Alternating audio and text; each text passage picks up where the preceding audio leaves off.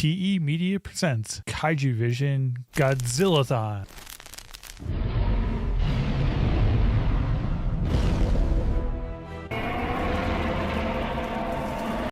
Hey, what's up everyone? Thor here with some more Godzilla-thon. Today we're talking about Hedorah versus Godzilla, also known as Godzilla versus a smog monster. I knew as that as a kid. Hedorah, I believe in Japanese, stands for like sludge, waste, toxic waste, something along those lines, which fits this monster very well. This one came out in 1971, which would give Toho some new challenges in this decade. Honda would leave Toho, so they needed someone else to direct Godzilla. Yoshimitsu Banno was a newer director, and they elected to go with him.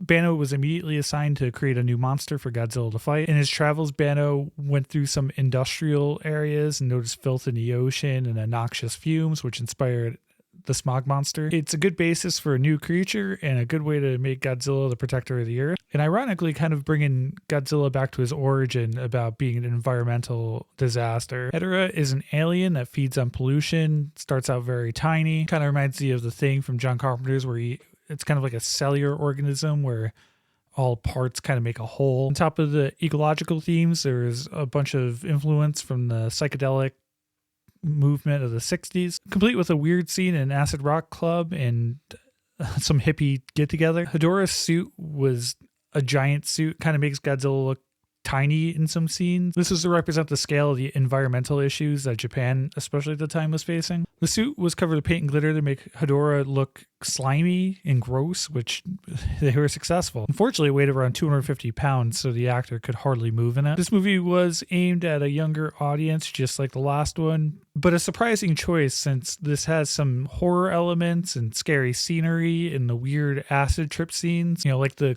scene at the club where the people have fish heads. I mean, what was that all about? Hedorah kills a bunch of people in this movie, which is surprising given the target audience. This is the only film that Banno got to do for Godzilla.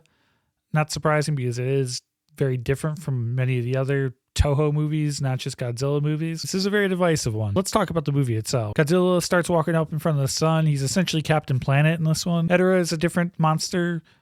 He throws pieces of himself that burns Godzilla's skin. It also tried to kill Godzilla by dumping itself all over him. It's pretty gross. Shit! Drizzling out of the smog monster's rancid putrid a-hole! Hedorah can fly and shoot red lasers. Godzilla's normally devastating atomic breath seems to have no effect on Hedorah, so Godzilla combats this by tearing him apart. You could say he beats the shit out of Hedorah. The humans help Godzilla because electricity seems to be the only thing that really affects Hedorah besides tearing him apart. To finally defeat him, Godzilla rips out all these like white orbs. I'm not sure what that's about.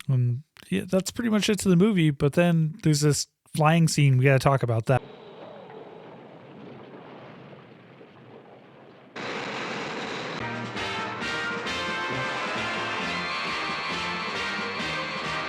This is a weird one, but I kind of like it. I say check it out.